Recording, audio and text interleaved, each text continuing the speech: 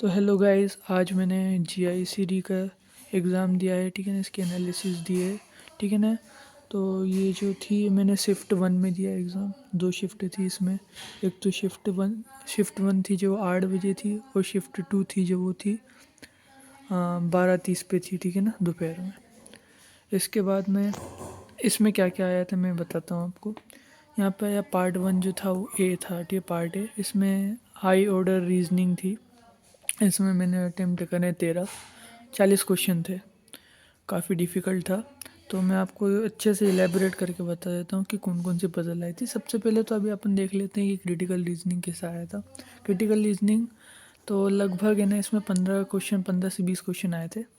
तो यहाँ पे 6 जो थे वो बहुत सिंपल थे। ठीक है ना, स्टेटमेंट बेस्ड थे। ठीक है ना, यहाँ पर अपना कोर्स ऑफ एक्शन। ठीक है ना, और यहाँ पर आ जाएगा अपना, हाँ, कोर्स ऑफ एक्शन पूछा गया था, और इन्फ्रेंस पूछा गया था, कंक्लूजन पूछा गया था कि इसमें से कंक्लूजन क्या निकाल सकते हैं आप, कौन कौन से कंक्लूजन हो सकते हैं, कौन सा नहीं हो सकता है।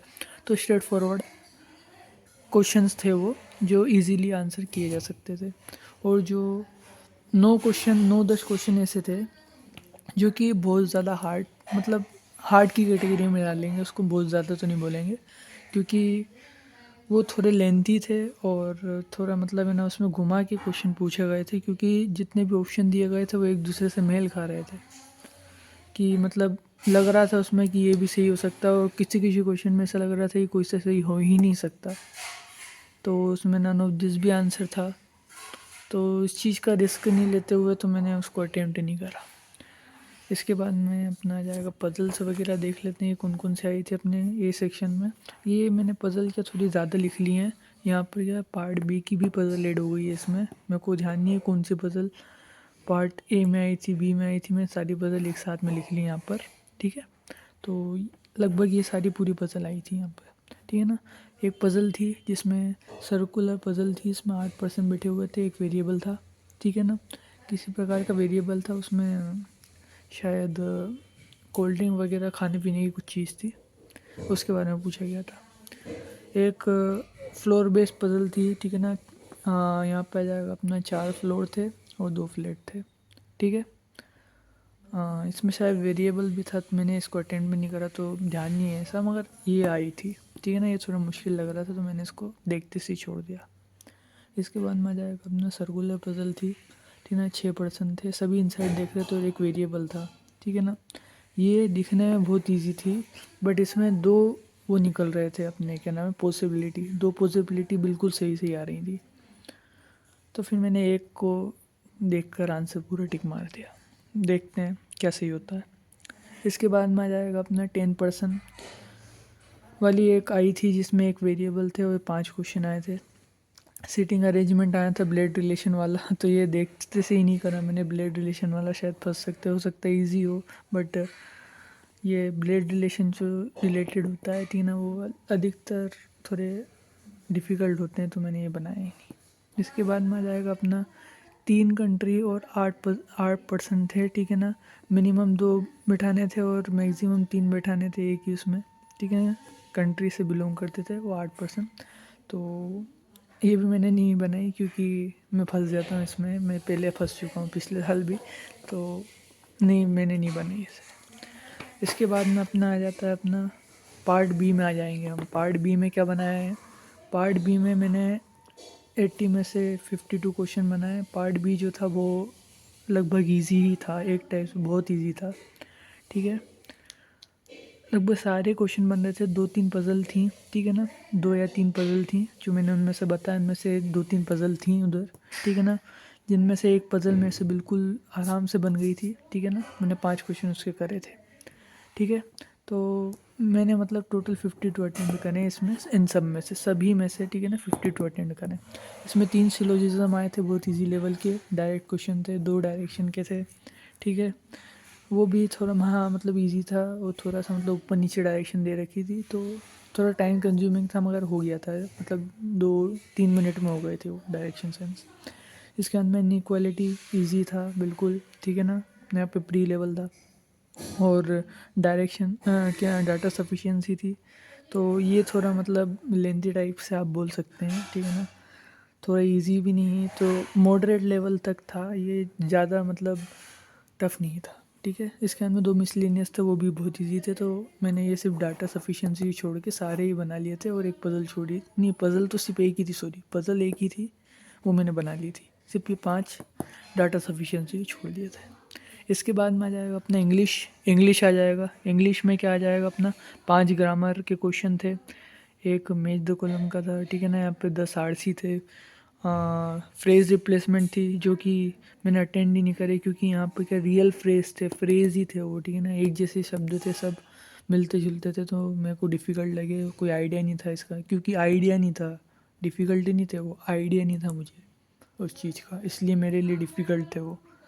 थे बहुत ईजी, कुछ कीप करके ऐसे, मतलब गेट अप, इस प्रकार के कुछ फ्रेज़ ही थे वो। ठीक है ना, बहुत ईजी फ्रेज़ थे, बट मेरे को पता नहीं था, तो मैंने उसको अटेंड नहीं करा। ठीक है ना, इसके बाद में डबल फिलर आए थे। ठीक है ना, और यहाँ पर आ जाएगा अपना PQRS आए थे। ठीक है ना, PQRS आए थे, वो कितना आए थे, वो अपने आए थे 3 PQRS आए थे, 3 PQRS आए थे, ये भी आपको ध्यान रखना है। ठीक है, GA बहुत ज़्यादा इजी लेवल का आया था। ठीक है ना, मैं आपको बताता हूँ, बहुत इजी लेवल का आया था, लगभग 6 क्वेश्चन नवंबर से थे, 6 क्वेश्चन दिसंबर से थे, और 8 क्वेश्चन पिछले 6 महीने से थे, और इंश्योरेंस रिलेटेड ही थे। जैसे कि 2015 में कौन कौन से, मतलब प्रधानमंत्री, मतलब है ना, प्रधानमंत्री के जो इंश्योरेंस है वो लॉन्च हुए थे, कौन कौन से थे। ठीक है ना, ये अपने प्रधानमंत्री यहाँ पे थे, जीवन ज्योति बीमा योजना, प्रधानमंत्री। ठीक है ना, यहाँ पर आ जाएगा अपना जीवन ज्योति तो हो गया, और यहाँ पर आ जाएगा अपना जीवन ज्योति, और एक और जो है। ठीक है ना, उसके एक तो वो दोनों लॉन्च हुए थे, अटल पेंशन योजना ही लॉन्च हुई थी। ठीक है, ठीक है, और यहाँ पर आ जाएगा अपना एक और फसल बीमा योजना थी, जो कि 2016 में लॉन्च हुई थी, तो उसको अपन को एक्सक्लूड करना था। इस प्रकार के बहुत सिंपल क्वेश्चन पूछे गए थे, ज़्यादा कोई ट्रिकी क्वेश्चन या फिर डिफ़िकल्ट क्वेश्चन नहीं था, तो मैंने लगभग इसमें 16 क्वेश्चन अटेंड करें, बहुत इजी था, ज़्यादा डिफ़िकल्ट नहीं था। और क्वांट तो बहुत सुपर इजी था, ठीक, क्वांट और कंप्यूटर बहुत सुपर इजी थे। ठीक है ना, बट टाइम की कमी होने के कारण मैं आरसी करने लग गया था। आ रहा हूँ मैं, 2 मिनट आ रहा हूँ। आरसी, उसके कारण मैं इसे नहीं बना पाया। क्वांट बहुत इजी था, अर्थमेटिक के मेरे से 7 क्वेश्चन छूट गए, बस इसी कारण छूट गए, नहीं तो ये बहुत इजी थे और हो जाते। इसके बाद में कंप्यूटर के जो थे वो बहुत ही ज़्यादा इजी थे, बहुत ही ज़्यादा बेसिक लेवल के थे, बहुत ही इजी थे। ठीक है ना, सिंप्लीफिकेशन बहुत ही ज़्यादा इजी था। ठीक है ना, बिल्कुल मैं क्लर्क से भी, मतलब क्लर्क लेवल ही मान लो आप, नीचे मान लो उससे, वो भी ठीक था, मतलब बहुत ही अच्छा पेपर था, इसमें डुएबल था। बस मेरे से अर्थमेटिक छूट गया, इसका दुख है तो दुख है, मतलब इजी थे, बहुत इजी थे। इसके बाद में आ जाएगा अपना, क्योंकि हाँ, यहाँ पर जो मैं बोल रहा हूँ, एक आरसी जो था, ये आरसी जो था, ये आरसी था अपना रिटायरमेंट बेस्ड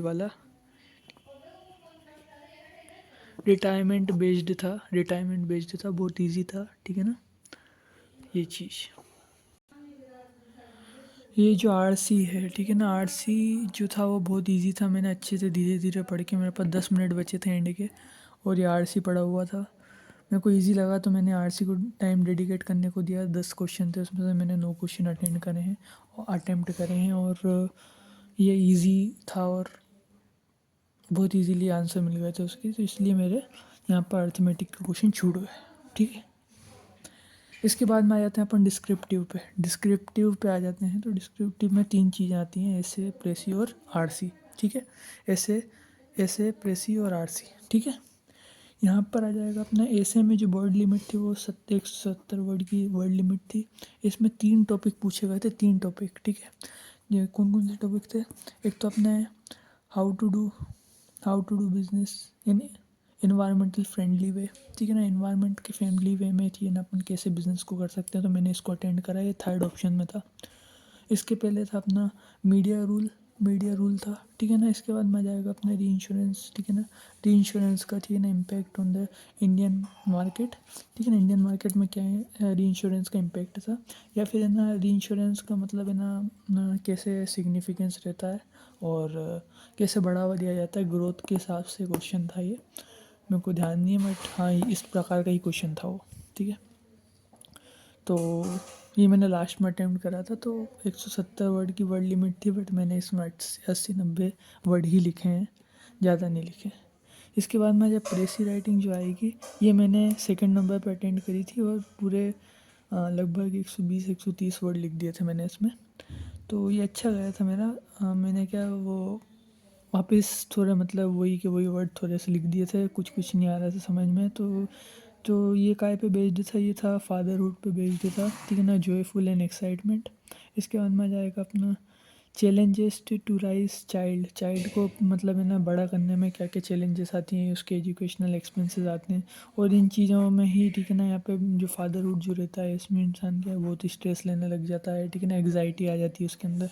तो ये एग्जाइटी और चैलेंजेस जो हैं वो फिज़िकल हेल्थ और मेंटल हेल्थ के प्रॉब्लम्स बन जाती है, ठीक है ना। तो इसी चीज़ों पे अपन को प्रेसी लिखनी थी, मतलब बहुत बड़ा एक पैराग्राफ दे रखा था, उसको 115 वर्ड में अपन को समराइज़ करना था, दैट्स ऑल। इसके बाद में एक आरसी था, इसमें 5 क्वेश्चन थे। अपन को ये आरसी कैसा था, ये टिक मार्क ऑप्शन वाला नहीं था, ठीक है ना। इसमें अपन को क्या करना था, आरसी में क्वेश्चन दे रखा था और टाइप करना है अपन को, आंसर टाइप करना था। तो लगभग 2 सेंटेंस में अपन को आंसर वो टाइप करना था, लगभग मैंने 2-3 सेंटेंस ही सभी में टाइप करे हैं, ठीक है ना। वो पूरे एज इट इज़, ठीक है ना, आंसर अपने आरसी में दे रखे थे, एज इट इज़ आरसी में दे रखे थे वो आंसर, ठीक है ना। ये पूछा गया था कि इसी मतलब है ना किस पे बेस्ड था, जनवरी इफेक्ट पे बेस्ड था। तो यहाँ पे पहला क्वेश्चन एग्जैक्ट क्या था, what do you mean by, ठीक है ना, यहाँ पर जाएगा जनवरी इफेक्ट का मतलब क्या है जनवरी effect, what is January effect, ये पहला क्वेश्चन था, ठीक है। तो ये था अपना, ठीक है ना, और इजी ही था, मतलब 4 क्वेश्चन तो इजीली मिल गए थे, बिल्कुल स्ट्रेट फॉरवर्ड, और एक जो क्वेश्चन था वो थोड़े टाइम बाद मिला था बट मिल गया था वो भी, ठीक है ना, वो भी इजी था, ठीक है। इसके बाद में आ जाएगा अपना थोड़ा हार्ड टू अंडरस्टैंड भी। हाँ ये बात ठीक थी कि मतलब आरसी अगर आप पूरा पढ़ने बैठ जाते पहले और फिर क्वेश्चन अटेम्प्ट करते तो आरसी जो था, ठीक है ना, हार्ड टू अंडरस्टैंड था, मतलब आप आरसी को एक बार 2 बार पढ़ने में ही ग्रास्प नहीं कर पा रहे थे, मतलब लगभग 2-3 बार की रीडिंग देनी पड़ रही थी उसको, ठीक है ना। बट उसके क्वेश्चन देखकर अगर आप स्ट्रेट फॉरवर्ड थे, ठीक है ना, स्ट्रेट फॉरवर्ड थे, अगर क्वेश्चन देखोगे आप तो पहला क्वेश्चन जो था वो पहले पैराग्राफ से आया था, दूसरा क्वेश्चन जो था वो लगभग दूसरे तीसरे पैराग्राफ से था, ठीक है ना। तो आप इस प्रकार से अगर वो करते अटेम्प्ट तो बहुत इजीली आरसी इस प्रकार से इजी था, ठीक है ना। तो लगभग मेरे 20-30 मिनट इन दोनों सेक्शन में लग गए, और बचा हुआ जो टाइम था मतलब लगभग 15-20 मिनट का, वो मैंने डिस्क्रिप्टिव में ऐसे को दिया था जिसमें मैंने लगभग 90 वर्ड में लिखे होंगे, 80-90 वर्ड मेरा छूट गया था अधिकतर, ठीक है ना। ये मैंने इसमें लिखा था इन्वायरमेंट फ्रेंडली, क्योंकि इन्वायरमेंट पर अपन कुछ भी लिख दो, ठीक है ना। री इंश्योरेंस के बारे में अपन ज़्यादा पता नहीं है, इंश्योरेंस के बारे में ज़रूर पता है बट री इंश्योरेंस के बारे में नहीं पता था, और मीडिया के बारे में भी ठीक है, मतलब इतना नॉलेज नहीं था जितना इन्वायरमेंट के बारे में। तो यही था जीआईसी का। बहुत अच्छा गया मेरा पेपर, मतलब अच्छा तो नहीं गया बट ठीक गया है, ठीक है ना। जिसमें मेरा अटेम्प्ट जो है वो 13 + 52 that is equal to total मेरे गए हैं 65 अटेम्प्ट गए हैं, ठीक है ना। तो इसमें थोड़े मतलब है ना 30 मार्क्स का वो है, तो इसमें लगभग अपने 20 मार्क्स अगर ऐड कर लेते हैं तो 85 मार्क्स आ जाते हैं, जो कि कट ऑफ क्लियर करने के लिए चाहिए होते हैं। देखते हैं आते हैं कि नहीं आते हैं।